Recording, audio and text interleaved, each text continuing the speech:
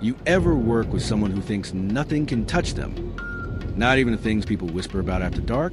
That was Cola, the YouTuber who thought he could fake fear, until the fear became real. If you enjoy unsettling cinematic horror stories like these, subscribe and hit the notification bell. It helps us bring you more stories from the edge of reality. It started as just another filming trip. We were heading to a small village called Umeuz, somewhere deep in southeastern Nigeria. The kind of place you only find when your GPS stops working and you have to ask old men sitting under mango trees for directions. Cola ran a YouTube channel that mixed urban legends, ghost hunts, and haunted places in Africa. But the truth? Everything he posted was staged. Actors, smoke effects, fake screens, you name it. He used to say, "People don't care if it's real. They just want to feel something." That trip was supposed to be our biggest video yet. We spent a night in Nigeria's most cursed forest. He had the thumbnail planned before we even got there. None of us knew it would be his last upload. We arrived in the evening. The air was thick, smelling of wet earth and something faintly metallic. The villagers watched us with quiet eyes, not unfriendly, but cautious. When Cola told them where we planned to film, one old man shook his head slowly.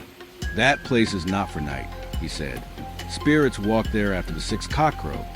Cola laughed. "Perfect. That's exactly what we want." But I noticed something.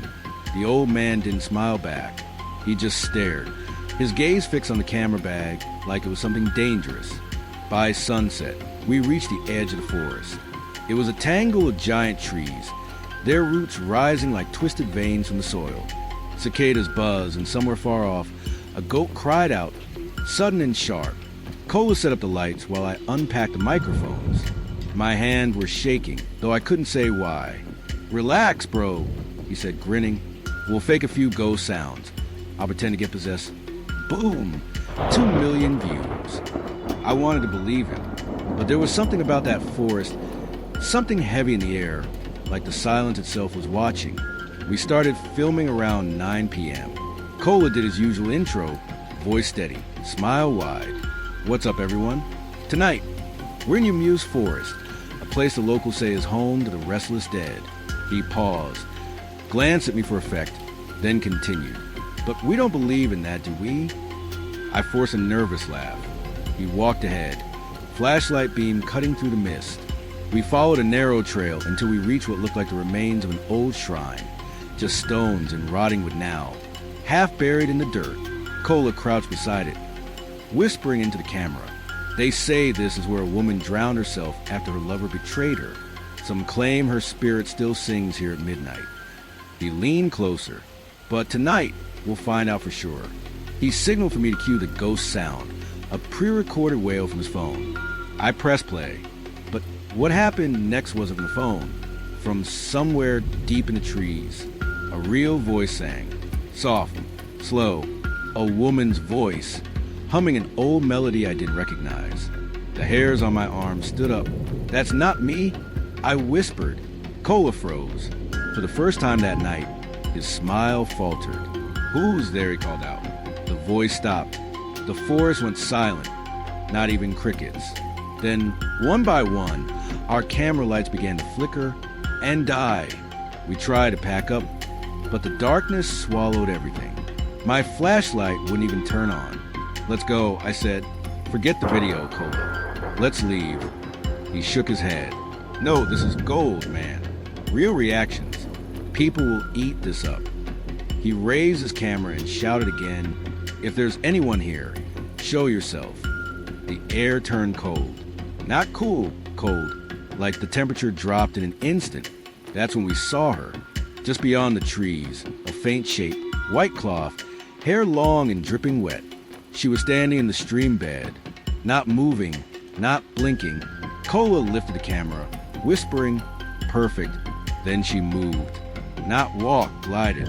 1 second she was far. The next she was standing just a few meters away.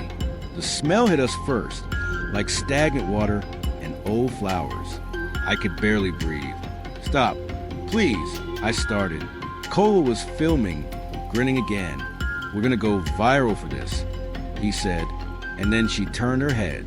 Her face wasn't right. It looked like a mask, pale, smooth, and expressionless, until the mouth opened wider than it should.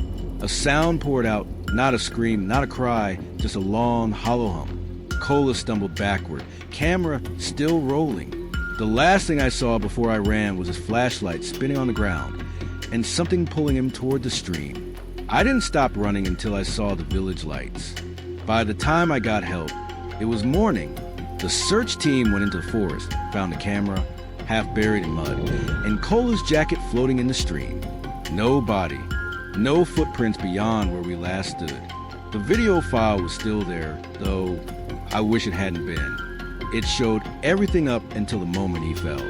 The singing, the shadow, the way the trees seemed to bend toward him. Then static. The villagers called it Aiju, something evil that punishes those who mock the dead. They told me to leave before nightfall. I did. A week later, the footage somehow leaked online. I don't know who uploaded it. Maybe Cola had it synced to his cloud. The video went viral. Millions of views in hours. Comments flooded in. This looks so real. The best acting I've ever seen. Man, how did they do that effect? No one believed it was real. The channel gained 500,000 new subscribers. But the next week, it was gone. Deleted. Every video wiped clean. And the strangest part? Every time someone tried to re-upload that final footage, their account was banned automatically without warning. People say the file itself is cursed. Others say Cola's voice can be heard whispering at the end if you turn the volume all the way up. I've never checked, but sometimes when I'm editing late at night, I swear I hear that same soft humming, faint, just behind me, like someone standing too close. They just want to feel something. This is True Crime Files, where truth and fear sometimes share the same shadow.